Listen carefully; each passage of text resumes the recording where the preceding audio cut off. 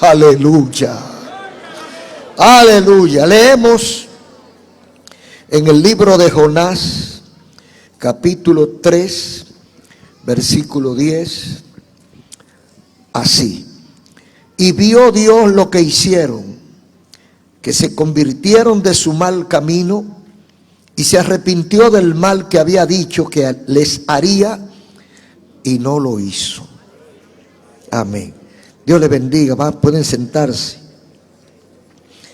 Cuánta cosa en tan pocas palabras. Este es el mensaje número 1726. Juicio y misericordia del Dios inmutable.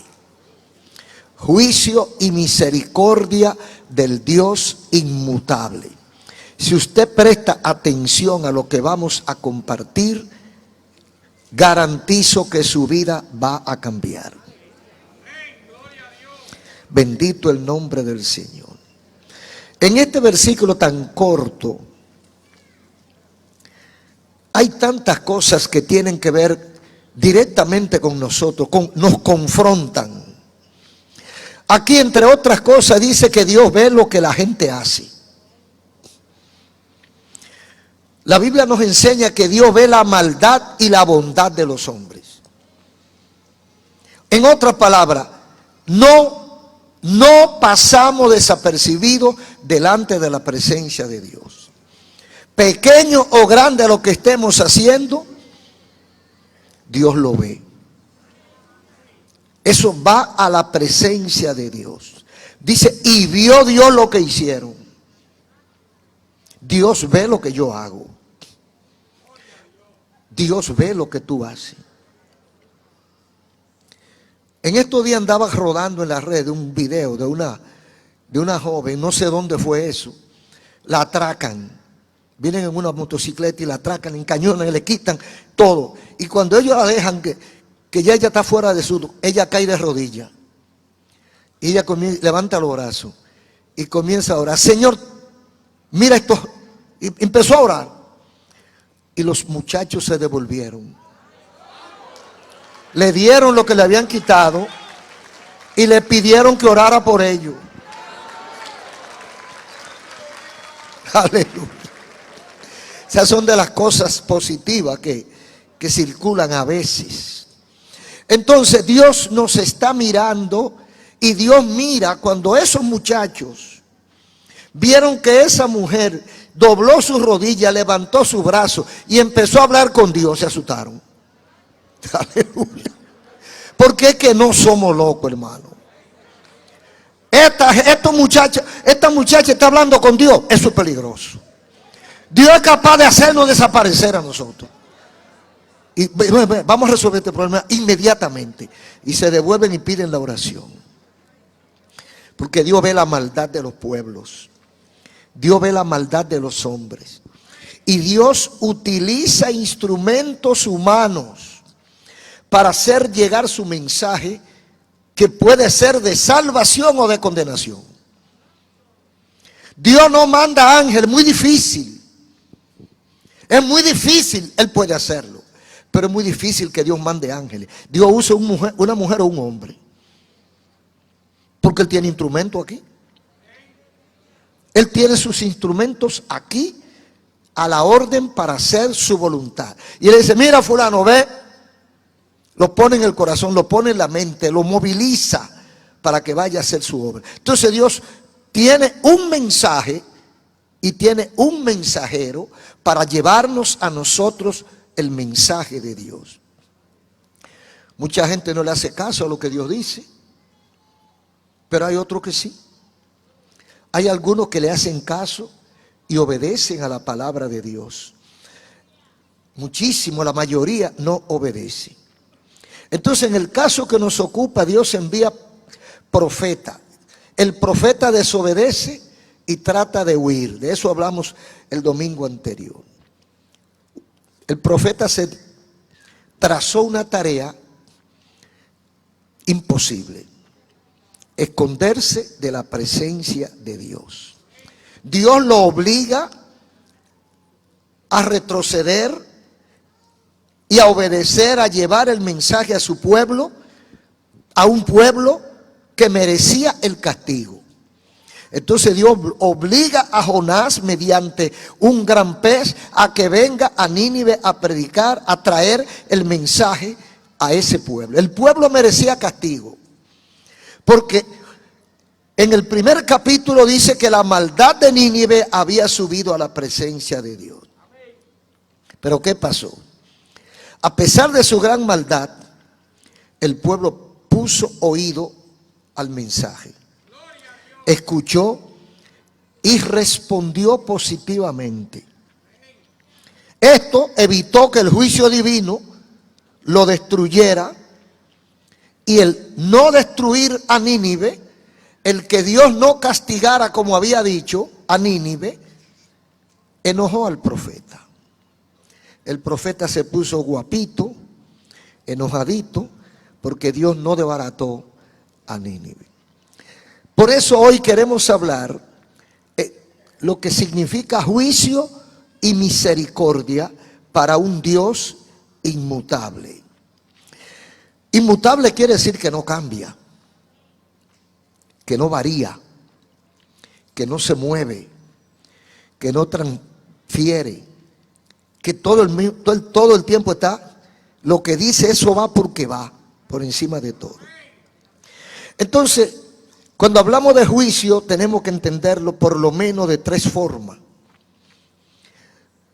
Cuando hablamos de juicio podemos hablar en un aspecto ético o moral. Por ejemplo, decimos la capacidad racional del ser humano aplicado a las decisiones de la vida. Por ejemplo, decimos, ese hombre tiene un buen juicio. Esa mujer tiene juicio. Cuando estamos diciendo eso, estamos diciendo, esa persona piensa antes de actuar. Es prudente. No es loco viejo. Esa persona calcula, y cuando habla o cuando hace algo, ya ha medido las consecuencias. Entonces eso es juicio ético, capacidad racional del ser humano aplicado a las decisiones de la vida. Cuando usted tiene buen juicio o el juicio bien puesto, cualquier negocio, cualquier cosa que usted va a hacer, usted la consulta, usted la calcula para no equivocarse. Está también el juicio legal, que es un proceso político, un proceso jurídico para resolver un conflicto o determinar algún delito.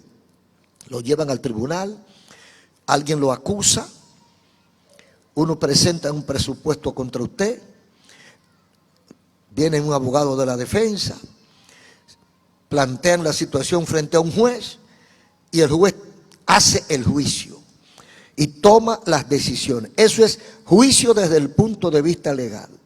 Pero está también algo que solamente está en la Biblia. Hay un juicio que solo está en la Biblia, el juicio final.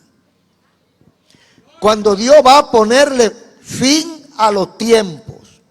Hay un versículo en Apocalipsis que dice, y el tiempo no será más. Eso la mente de nosotros no da. Ahí es que está el problema de algunos sabios que quieren entender a Dios. Y si alguno me está oyendo, le doy un consejo. El día en que usted entienda a Dios, Dios deja de ser Dios. Nosotros no nos entendemos ni nosotros mismos. Usted no se entiende ni usted. Porque usted hoy piensa de una manera y dentro de 2 o 3 años usted piensa otra cosa. Aplíquele eso a su vida, a su experiencia personal y se dará cuenta que usted no lo entiende a usted mismo. Entonces mucho menos a Dios. Entonces la Biblia habla de un juicio final. Cuando Dios pondrá fin al tiempo y va a juzgar y va a castigar de acuerdo a la conducta. No de acuerdo a lo que alguien dijo de esa persona. como dice aquí, que Dios está mirándonos, y como Dios ve la maldad, y como Dios ve lo que hacemos, entonces nada de lo que nosotros podamos hacer se va a escapar de la presencia de Dios. Entonces llegará el día cuando todo eso se acumula, eso se va acumulando. La gente piensa, yo hago muchas cosas malas, que yo sé que son malas, pero Dios no me hace nada. Es verdad. Usted puede tener 10, 15, 20, toda una vida pecando, y todavía Dios no le ha hecho nada. Lo va acumulando. Se está acumulando. Un día, puede ser aquí o puede ser después de aquí, entonces Dios lo va a jalar de atrás para adelante. Entonces se llama el juicio final. Dios pondrá fin al tiempo y va a juzgar y va a castigar según la conducta de cada uno de nosotros. Eso es lo que enseña la Biblia. Ojalá nosotros que no fuera así, para buscarnos la verdad, para defendernos. Pero el problema es que es así. El Señor lo enseña a través de su palabra. Eso es más o menos el juicio. Ahora, en cuanto a la misericordia, misericordia es la capacidad de compadecernos del sufrimiento y de la miseria ajena, y de inclinarnos hacia esa persona que padece, perdonar o reconciliar. Es una virtud humana. No todo el mundo es misericordioso. Es una virtud. Todo el mundo no es virtuoso. Hay personas que son todo lo contrario. Agresivo, desechable.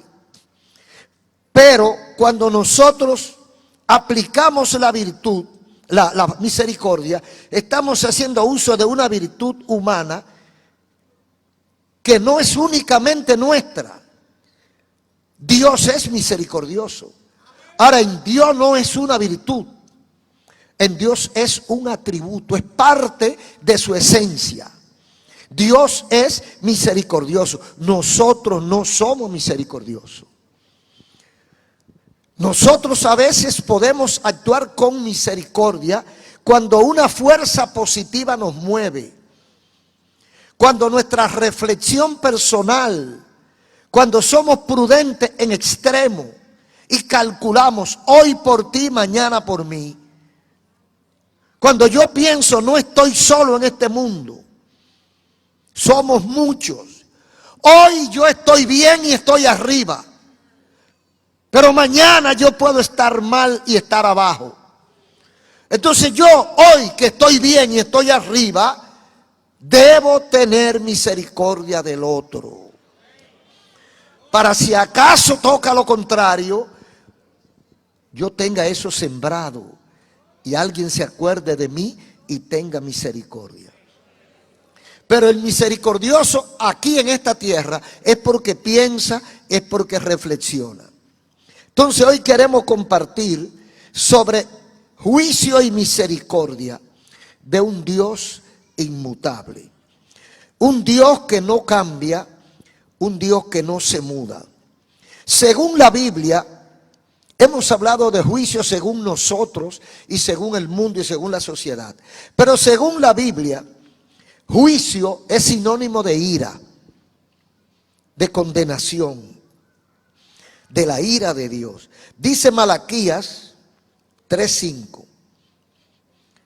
Y vendré a ustedes para juicio, y seré testigo contra hechiceros y adúlteros, contra los que juran mentira, los que defraudan en su salario al jornalero, a la viuda y al huérfano, dice Jehová. O sea, el Señor está hablándole a gente que lo conoce, aparte de su pueblo. Porque el que no conoce el bien, usted no lo puede acusar, porque él no sabe lo que es malo y lo que es bueno. El Señor acusa y castiga al que conoce lo bueno y no lo hace.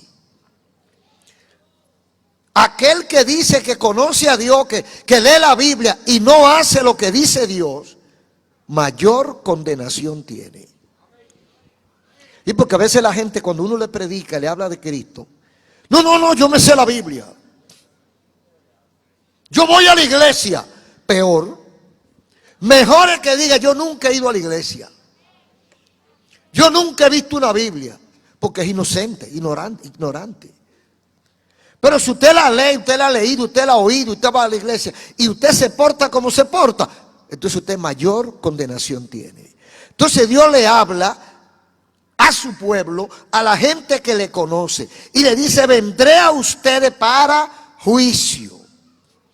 Vengo a ustedes contra los hechiceros, contra los adúlteros, los que hablan mentiras, los que defraudan, los que engañan, los que maltratan al jornalero, a los vulnerables. Eso es sobre la conducta, el juicio de Dios sobre la conducta humana. En Mateo 12:36, el Señor también va a hacer juicio sobre lo que decimos. Mas yo os digo que de toda palabra ociosa que hablen los hombres, de ella darán cuenta en el día del juicio. Muchísima gente no sabe eso. Posiblemente el 90 y tanto % del mundo no sabe eso. Y eso no lo dijo Ezequiel Molina. Eso lo dijo Cristo. Ahí está, Mateo 12:36. De sus propios labios dice Jesús, yo digo, dice Cristo, que de toda palabra ociosa, vana, de toda mentira, de toda falsedad, de todo lo disparate que nosotros hablamos, de ello daremos cuenta en el día del juicio. Eso es grande, hermano. Porque es que si usted se pone a hablar mal de fulano, a lo mejor fulano ni lo sabe. A lo mejor fulano no está pendiente a usted o no se conoce, pero usted está hablando de él. El fulano no lo va a castigar porque no lo sabe. A lo mejor si lo supiera hiciera algo. Pero dice la Biblia que de toda palabra vana, ociosa, perjudicial, todo lo disparate dañino que nosotros hablemos, vamos a tener que responder el día del juicio. ¿Y por qué tú hablaste de fulano? ¿Y por qué tú dijiste eso de fulana? ¿Y por qué tú dijiste ese embuste de esa persona? ¿Y por qué tú te inventaste esto? ¿Y por qué tú desacreditaste a fulano? La gente no sabe eso, que eso lo están anotando en algún lugar. Y que usted va a tener, con esa lengua larga se le va a poner corta así. Bendito el nombre del Señor. Irá a juicio por lo que dijo. Cuando la gente aprenda que Dios está tomando nota de lo que decimos, yo creo que va a medir su palabra. Dice un proverbio, en boca cerrada no entra mosca. Entonces, el Señor tendrá control o juzgará a todo aquel que ha dicho lo que no debe decir.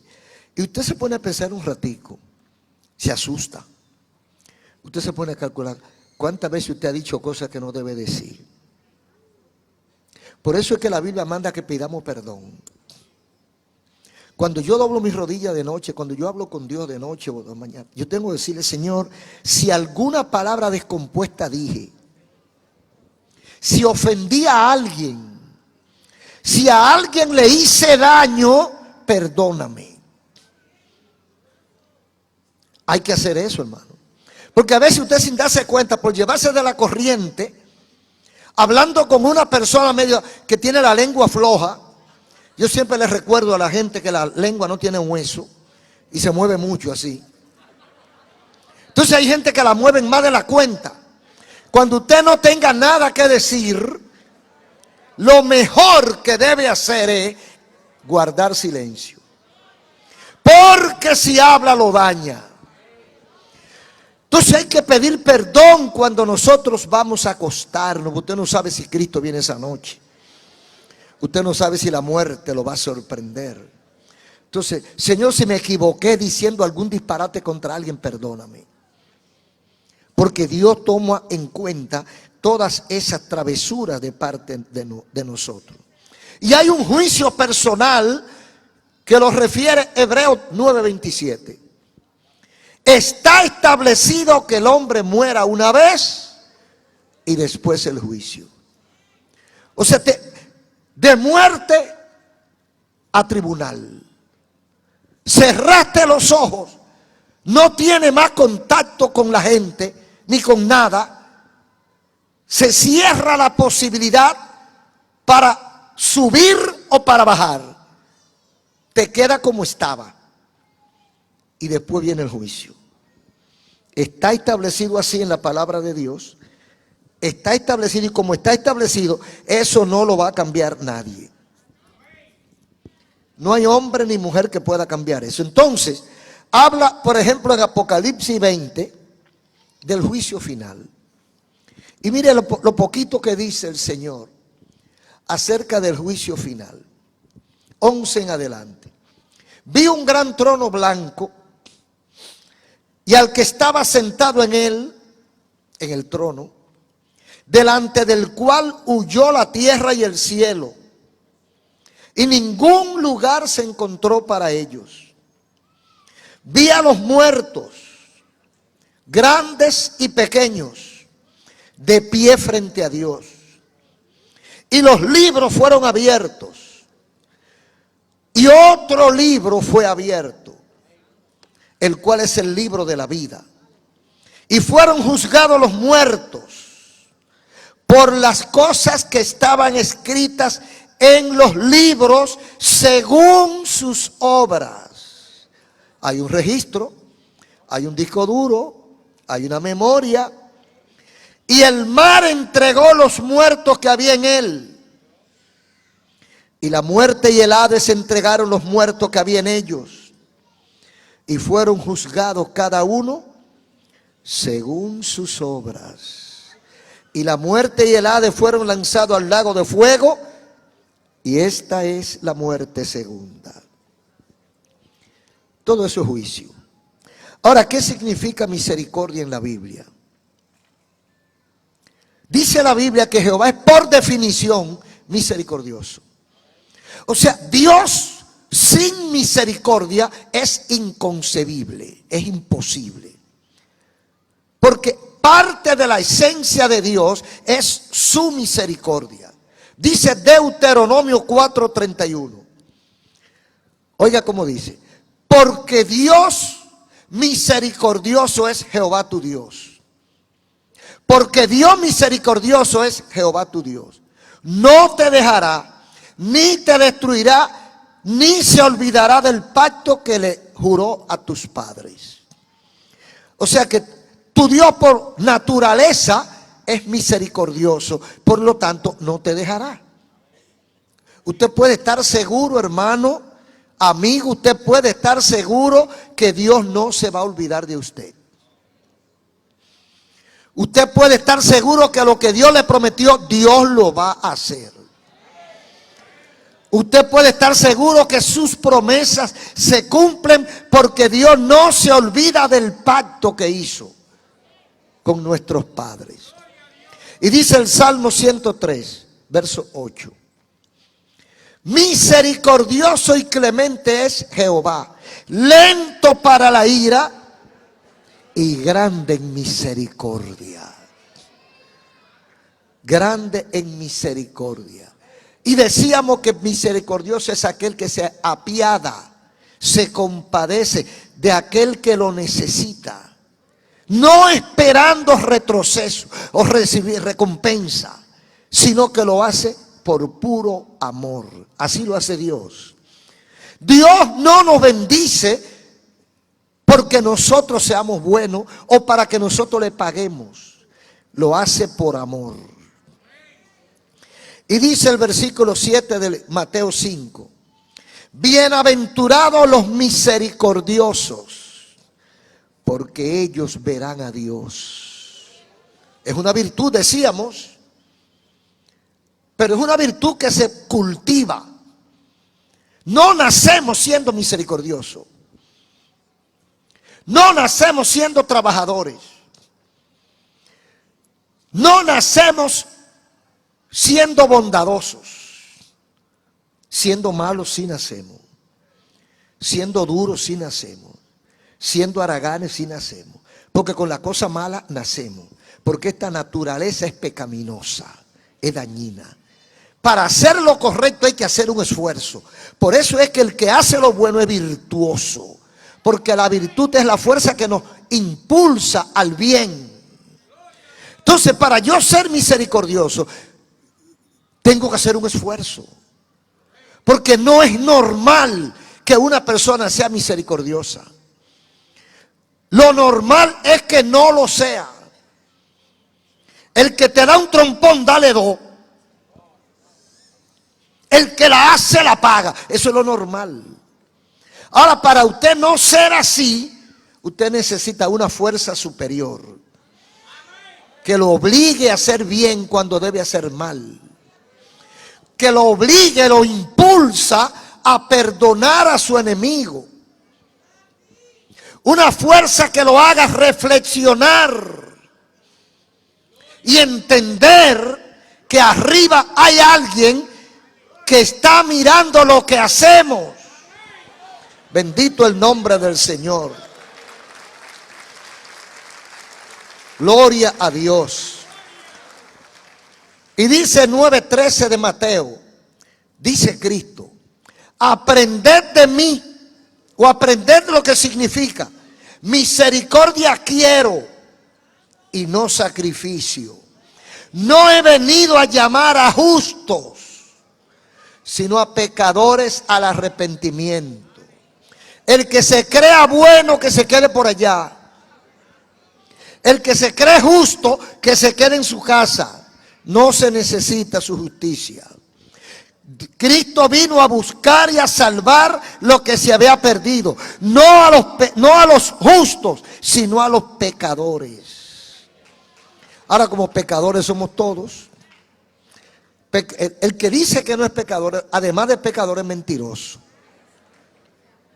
Entonces el Señor se lo pone claro. Viene Él a buscar pecadores, a llamar pecadores al arrepentimiento. Ahora, Dios tuvo misericordia de Nínive. ¿Por qué? Dios llamó a Jonás de su casa para que entregue un cortito mensaje a Nínive. Jonás decide otra cosa. Y mientras él decide otra cosa de huir, de esconderse, Dios vuelve y decide otra cosa.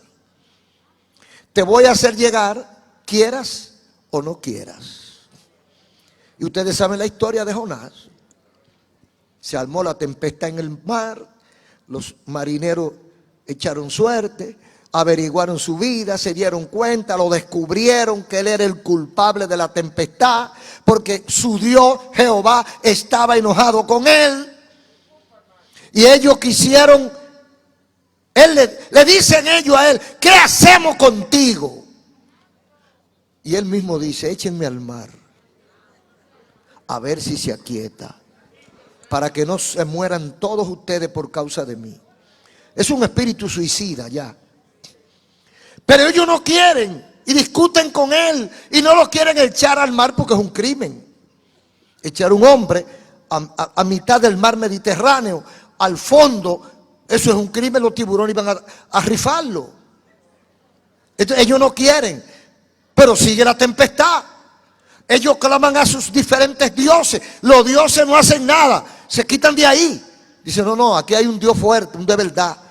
Nosotros no hacemos nada con luchar ahí. No, ese pleito no es de nosotros, varón. Y los diosesitos se esconden.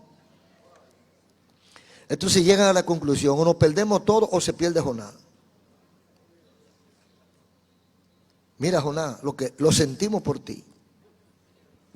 Tú no nos has hecho nada a nosotros, pero tú ofendiste a tu Dios.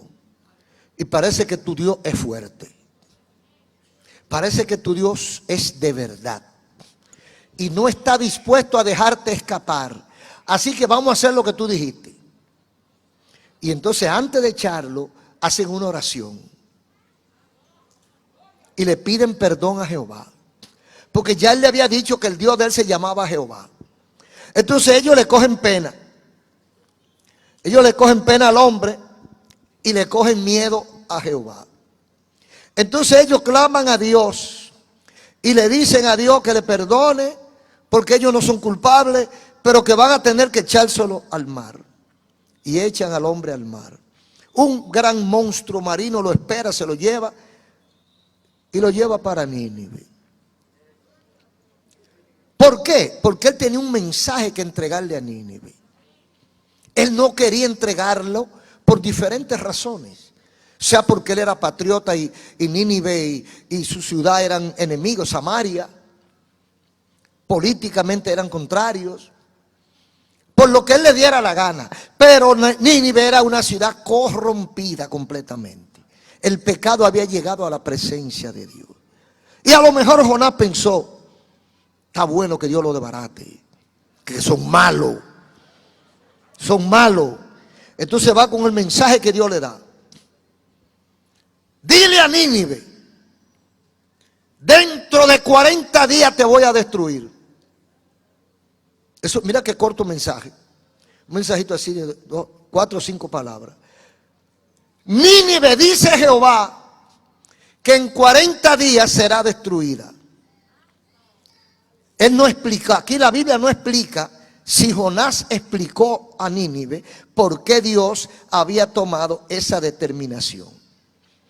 El asunto es que Dios decretó juicio contra Nínive por causa de su maldad. Sin embargo, el castigo no se ejecutó. ¿Por qué no se ejecutó el castigo? Recuerden que tenemos un Dios misericordioso que hace juicio y que es inmutable. Dice aquí que cuando llega el mensaje a Nínive, ocurre lo menos que esperaba Jonás. Lo que Jonás no se imaginaba en una ciudad tan corrupta, tan mala, tan pagana, tan alejada de Dios. Él dice, no, esto es imposible. La gente creyó el mensaje. Y los hombres de Nínive decretaron ayuno, proclamaron ayuno en todo Nínive. Se arrepintieron. Dice el versículo 5 del capítulo 3, creyeron a Dios y proclamaron ayuno y se vistieron de cilicio, desde el mayor hasta el menor. Cuando la gente oyó que Dios iba a destruir a Nínive, le prestó atención. Porque, hermanos, la verdad es mala de ver. Ellos parece que habían oído hablar de Jehová. Ellos sabían que en algún sitio había un Dios de verdad, que no cogía soborno. Un Dios que cumple su palabra. Y Dios dijo, en 40 días voy a destruir a Nínive. Y ya había dicho por qué en el capítulo 1. Dice el Señor cuando está motivando a Jonás, ve a Nínive porque su maldad ha llegado a mi presencia. Porque hay veces que la gente cree como que Dios está durmiendo. Y comete un error y no pasa nada y comete el otro. Y vuelve y lo repite y no pasa nada y vuelve y vuelve. Y llega un momento en que Dios dice, ya está bien. Te voy a jalar la soga. Te voy a estrellar. Para que tú veas que yo soy Dios. Arriba, abajo y debajo. Bendito el nombre del Señor. Entonces esta gente mala, fíjese, en todos los lugares hay gente que oye a la voz de Dios. Cuando los hombres, padres de familia, proclaman ayuno, llegó a oído del rey. ¿Y qué hizo el rey? Lo mismo. Lo oficializó y dio un decreto de aquí en adelante, de aquí para adelante. Dice el versículo 6, llegó la noticia al rey y se levantó de su silla, se despojó de su vestido, se cubrió de cilicio, de sacrificio y se sentó sobre ceniza. El rey humillado. e hizo proclamar y anunciar en todo Nínive por mandato del rey y de sus grandes, diciendo: hombres y animales, bueyes y ovejas, no gusten cosa alguna, no se le dé alimento ni beban, cúbranse de cilicio, clamen a Dios fuertemente, conviértase cada uno de su mal camino, de las rapiñas que hay en su corazón. ¿Quién sabe si volverá y se arrepentirá Dios y se apartará del ardor de su ira y no perecemos? Él no estaba seguro, hermano. De lo que él estaba seguro es que había un mensaje de Dios. De lo que él está seguro es que hay un Dios poderoso capaz de desbaratar todo. Entonces, mire la realidad de este hombre, que no era un soñoliento, no era un inventor que cree que él tiene la magia, la fórmula mágica. Vamos a ayunar y vamos a orar, porque así, eso razonando el pensamiento del rey, así como la maldad de Nínive llegó al cielo, el ayuno y la oración pueden llegar también. Aleluya. Un aplauso al Señor. Pueden llegar. Eso es un razonamiento lógico de un rey.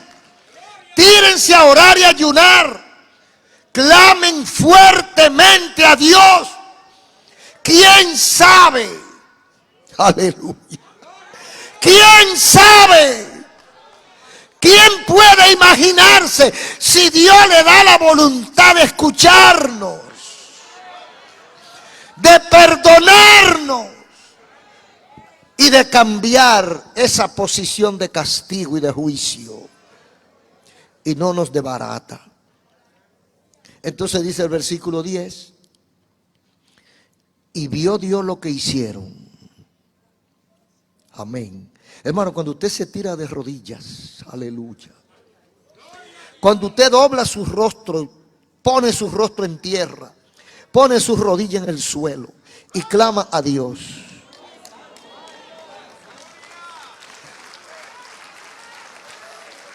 cualquiera que lo ve dice: es un loco, es una loca. Pero esa acción de humildad, de humillación, de fe, de confianza, en busca de misericordia, esa acción sencilla que no le cuesta un centavo a nadie, esa oración llega a Dios. Y más cuando todo un pueblo, usted sabe lo que un pueblo entero de rodillas, los supermercados y los colmadones cerrados, el mercado cerrado, las empresas, quédate en casa, todo el mundo en casa orando. Oyó Dios, dice, y vio Dios lo que hicieron. Aleluya. Eso es poderoso lo que dice ahí. Dios ve lo que tú haces. Dios ve lo que yo hago, hermano. Si yo con desprecio trato la palabra de Dios, alguien me dice: mira, Ezequiel, el Señor te va a castigar por esto que tú estás haciendo. Y es de parte de Dios. Y yo le digo: no, no, eso es un disparate tuyo. Es más, yo no voy a hacer eso de ninguna manera.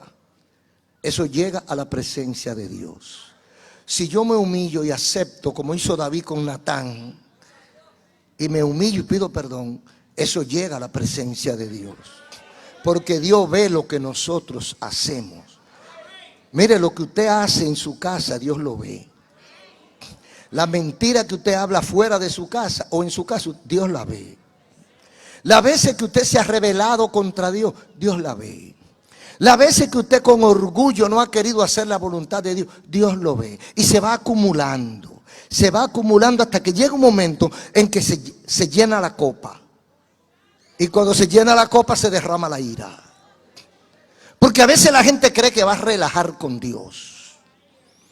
Entonces Dios vio lo que hicieron. ¿Qué fue lo que hicieron? Se mofaron del profeta, como hacen algunos. Se burlaron del hombre de Dios. Comenzaron a denostar, comenzaron a criticar, comenzaron a hablar, comenzaron a desacreditar la palabra de Dios puesta en ese hombre. No, le prestaron atención. Eso es una acción sabia. La otra es una acción necia, que es la que más abunda.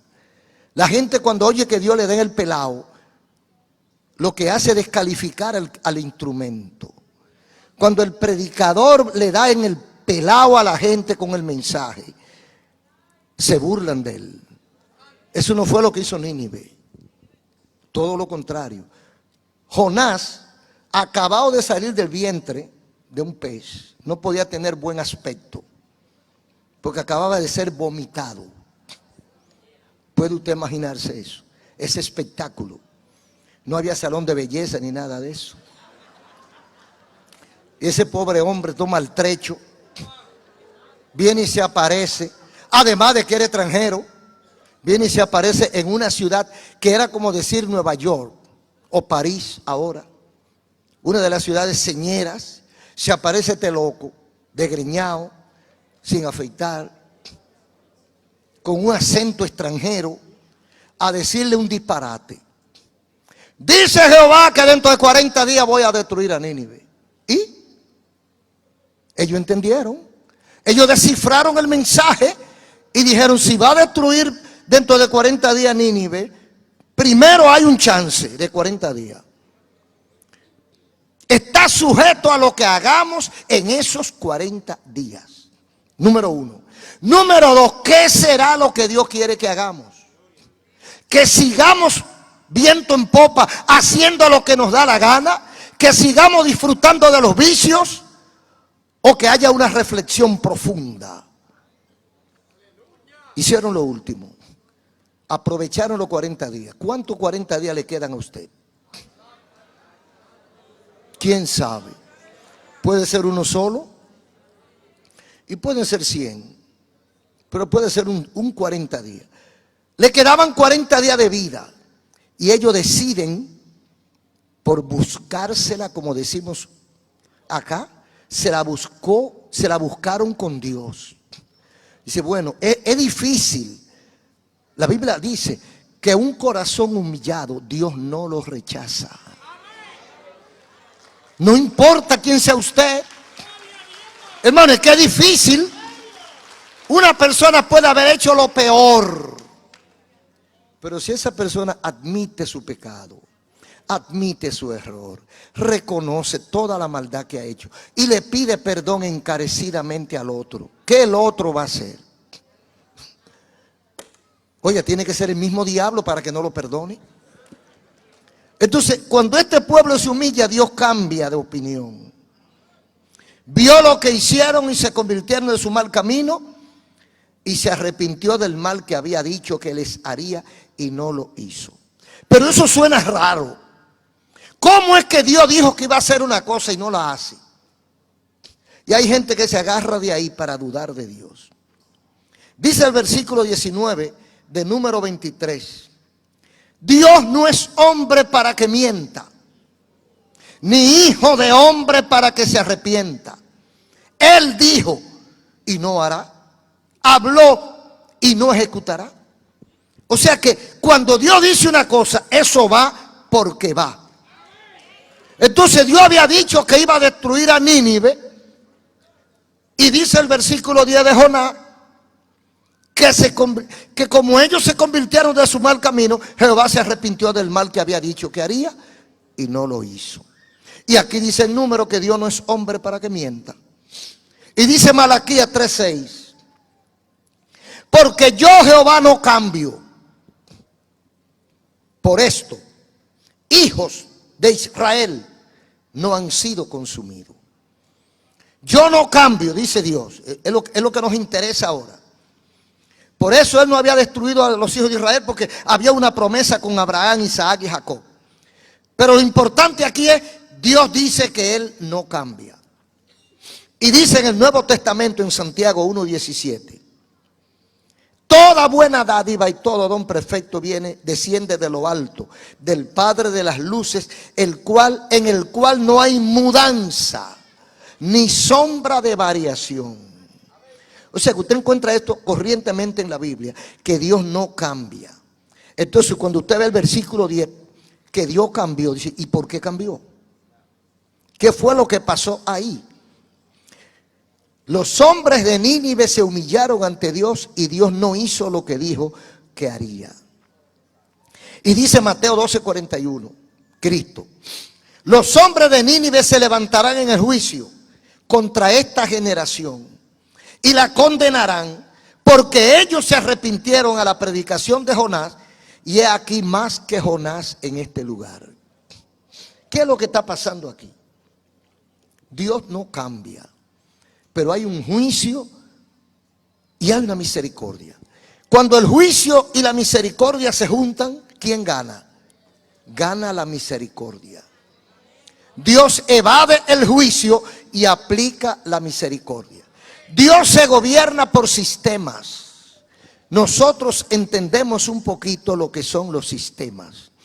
La ley física dice que si yo paso por ahí, me caigo. Dios me dice, no, si yo estoy aquí, se lo estoy graficando para que entendamos. Yo estoy aquí y yo voy a caminar. Y Dios no me dice ni que camine ni que no camine, pero yo voy caminando. Y Dios me dice, si sigue caminando, en 2 segundos te vas a caer. ¿Me empuja Dios para que me caiga? ¿Evita Dios que yo me caiga? Me dijo que me iba a caer si yo en 2 segundos no me paro, pero yo sigo caminando. Entonces cuando yo me caigo, yo digo que Dios me tumbó, que no me avisó. Ahora, si cuando yo voy caminando para caerme, la ley de la gravedad y la ley de la naturaleza creada por Dios dice que si yo me voy al vacío me voy a dar un golpe. Yo lo sé. Yo voy caminando. Dios me dijo, párate. Yo no me paro. Yo sigo caminando. Me caigo. La culpa no es de Dios. La culpa es del desobediente. Entonces, ¿por qué cambió Dios? Dios no cambió. Dios no cambió. Ya Dios dijo, la maldad ha subido a mi presencia. Hay 40 días. En 40 días cae juicio. O sea, eso está programado. Eso está puesto ahí con una máquina automática. Eso está puesto ahí con una máquina automática que dice que cuando usted lo empuja un poquito, esa máquina sí se va a caer. ¿Y qué hizo? Se cayó. Ahora, si usted se para ahí, no se cae. ¿Cambió Dios? No. Dios le dijo, en 40 días los voy a destruir. Dios te dice a ti, si sigue ese camino te lleva el diablo. No es que Dios quiere que te lleve el diablo, es que el camino que tú llevas te conduce allá. Ahora, ¿cambia Dios? No. Cuando tú te detienes, ya Dios te dijo, te va a llevar el diablo. Pero cuando tú te detienes y buscas a Dios, ¿te lleva el diablo? No. ¿Cambió Dios? No, cambiaste tú. Aleluya. El camino está trazado. El camino de la maldad, el camino de la impiedad está decidido y está definido. Dice 12:1 de Eclesiastés, acuérdate de tu Creador en los días de tu juventud, antes que lleguen los malos años, de los cuales digas, no tengo contentamiento. Entonces, Dios no interviene ahí porque ya está establecido. Dice 9:27 de Hebreos, está establecido que después de la muerte el juicio. Bueno, si usted se arrepiente no viene el juicio. Pero si usted no se arrepiente viene el fuetazo. ¿La culpa es de Dios? No, la culpa es mía. Dios le avisó a la gente que si no se arrepentían los iba a destruir. Porque la causa de la destrucción era la maldad. Te voy a destruir porque eres malo. Te voy a destruir porque me has dejado. Te voy a destruir por pagano. Te voy a destruir porque me has dado la espalda. Pero si en el proceso de los 40 días que Dios dijo que me va a destruir, yo cambio, me humillo, lloro, gimo ante la presencia de Dios, también Dios ve eso. Entonces Dios no cambia su proyecto. Lo que pasa es que a nosotros cambiar, el proceso se desvió. Ahora lo que hay es misericordia, porque la misericordia está por encima del juicio. Y Dios no es un Dios drástico, un Dios cruel, que lo que quiere es destruirnos. No, el mensaje es para que levantemos la cabeza. El mensaje es para que abramos los ojos. El mensaje es para que seamos advertidos. Todo el que conoce al Señor Jesucristo será salvo. Pero el que no lo conoce, no. ¿Por qué? Porque Él ha decidido no conocerlo. Los hombres de Nínive se levantarán en el día del juicio y condenarán a esta generación. Dice Cristo. Eso es Cristo que lo dice en Mateo 12:41. ¿Por qué? Porque los hombres de Nínive solamente oyeron el mensaje de Jonás.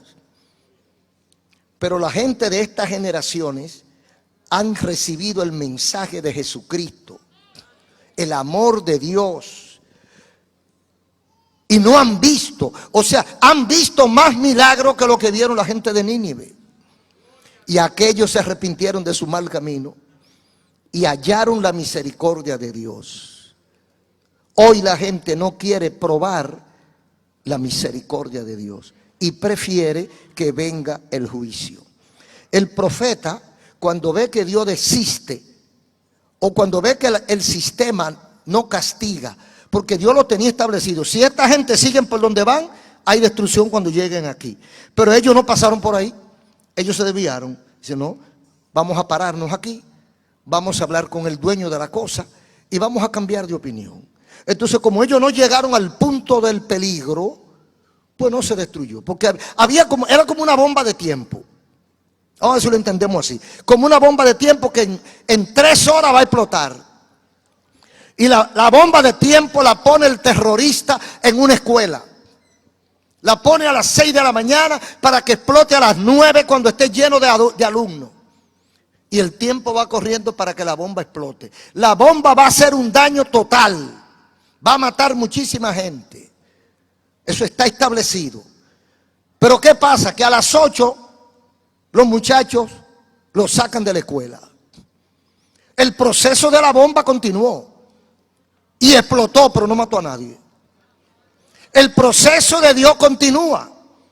Pero todo aquel que cree en Cristo será salvo.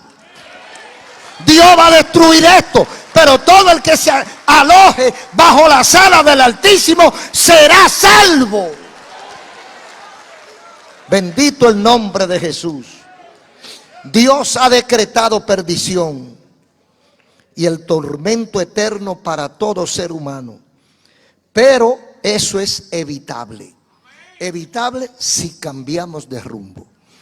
Por eso dice la Biblia en 14:6 de Juan: yo soy el camino, la verdad y la vida.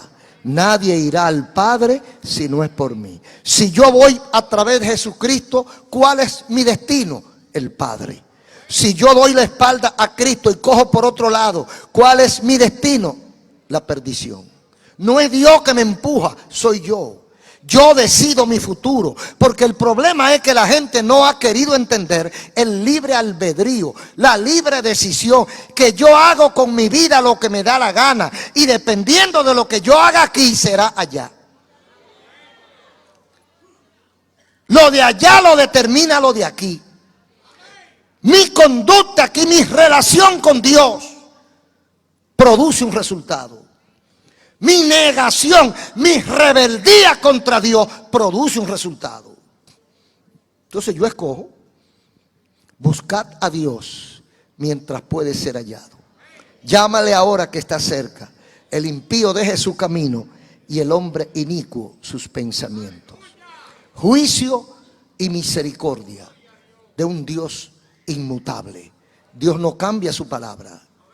pero nosotros podemos cambiar si nos ponemos en las manos del Señor bajo el amparo del Altísimo. Un aplauso al Señor. Gracias te damos, Señor. Termina la obra en el corazón de cada oyente. En el nombre de Jesús. Amén. Voy a hablar brevemente con los amigos que están aquí y con los que nos han escuchado. ¿Entendió usted el mensaje del Señor? ¿Cree usted en esa palabra? ¿Está usted en condiciones de enfrentarse con el Señor? ¿Quiere usted tener la experiencia de seguir a Cristo a partir de hoy? ¿Tocó el Señor tu corazón? Entonces vamos a orar. Repita esta oración conmigo. Vamos a hacer una decisión por el Señor. Esto vale aquí y vale allá. Todo aquel que está aquí o que está por los medios y sintió el toque del Señor en su corazón, descubrió la necesidad de un acercamiento a Dios. Repita conmigo esta oración. Vamos a pedirle perdón al Señor y a comprometernos con Él. Cierre sus ojos y repita conmigo. Dios amado, Padre celestial, gracias. Gracias por tu palabra, Señor. Gracias por haber hablado a mi corazón. Gracias por haber entendido tu voluntad. Señor, he pecado contra ti. He sido desobediente. He vivido mi vida, no la tuya. Hoy lo reconozco, me arrepiento, te pido perdón y te entrego mi corazón, mi alma y mi voluntad. Haz de mí una nueva persona. Acepto a Jesucristo como Salvador de mi alma. Escribe mi nombre en tu libro y guárdame del mal. Gracias, Señor. Amén.